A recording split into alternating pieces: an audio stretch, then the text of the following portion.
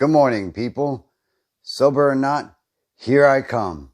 I'm Wayne, and I'm an alcoholic. Today's daily reflection for 2 October 2020, the acid test. One of my favorite. Let's get it.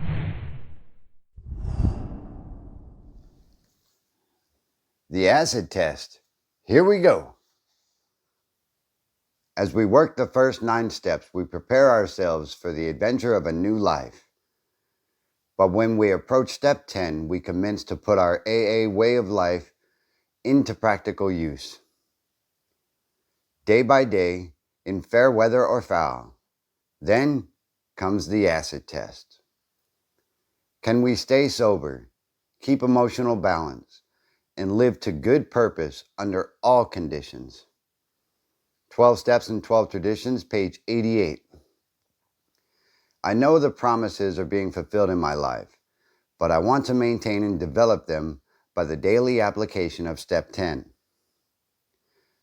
I have learned through this step that if I am disturbed, there is something wrong with me. The other person may be wrong too, but I can only deal with my feelings. When I am hurt or upset, I have to continually look for the cause in me, and then I have to admit and correct my mistakes. It isn't easy, but as long as I know I am progressing spiritually, I know that I can mark my effort up as a job well done.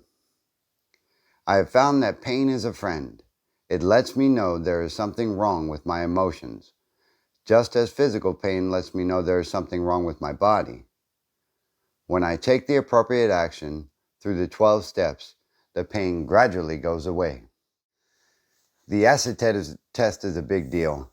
A lot of us think that we can drink at some point in time after a period of sobriety.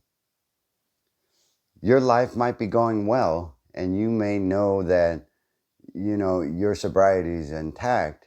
However, that alcoholic part of your mind, your brain, says, just maybe I can have one drink.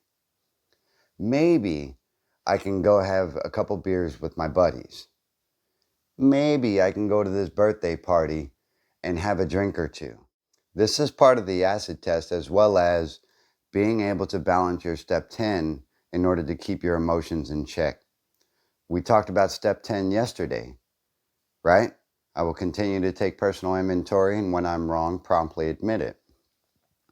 There's a lot that goes in with that, because generally, if you're disturbed about something is wrong with you, not somebody else. For instance, if you come home and the house is not exactly in the order that you wanted, or the box, or the pavement, or the car, whichever is your situation, it's easy to look for something else to blame. Although underneath, something else is bothering you, something else is disturbing you, to where something that had been the same for days, for weeks, for years, is suddenly now disturbing for you, or annoying, or it makes you angry, or whatever. These are the things you have to look inward for and really decide, are you disturbed generally about what's in front of you, or what's underneath? You feel that? So the other person may be wrong too, but I can only deal with my feelings.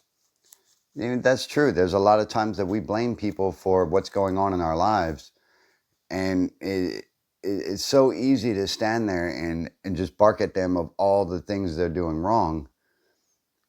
But really, and again, this is all looking inward, and this daily reflection can apply in your life if you're AA or not. If you go to Alcoholics Anonymous or not, if you're an alcoholic or you're an addict. Utilizing these methods can help you build in your recovery. The acid test, if you think about it, can we stay sober, keep emotional balance, and live to good purpose under all conditions? Just like we spoke about yesterday, it's so easy to do it right when things are going well. But when you become unbalanced and unstable and situations get harder, can you still maintain your sobriety? This is what this is really getting at. Can you maintain the emotional balance and be able to be at a point with yourself that it's okay to be upset? It's about what you do with those feelings. Do you go drink about it again? Probably not a great choice. I know for me it wouldn't be a great choice.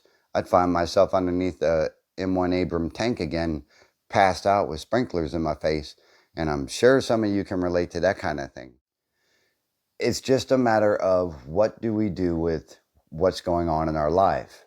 We can either go to solution A, what used to be our way out, get drunk or get high or go gamble, whatever, or we can search and find out what's really going on with us and find our center of balance and our serenity once again and overcome those obstacles without the old self solution, our substances. I have found that pain is a friend. It lets me know there is something wrong with my emotions, just as physical pain lets me know there is something wrong with my body.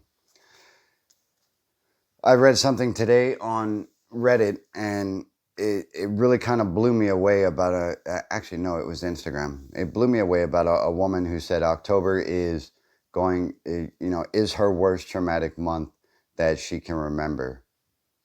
I'm not throwing her name out there either. She lost a baby. She lost her dad to suicide and a couple other events, all in the month of October. So when October rolls around, and yesterday I put out a post that said, "Happy October, everybody." It's not a happy one for her. So her acid test is being able to deal with those emotions and deal with those memories and hurt feelings and deal with October being one of the most traumatic and catastrophic months that she can remember without alcohol, without a drug. And it's going to take being able to lean on people and put her words out there to give her that support and strength to not do it. That's the thought for the day. I hope that you have a good day. It's 2 October 2020. In case you forgot, I'm one sober to another. I'll see you in the next one.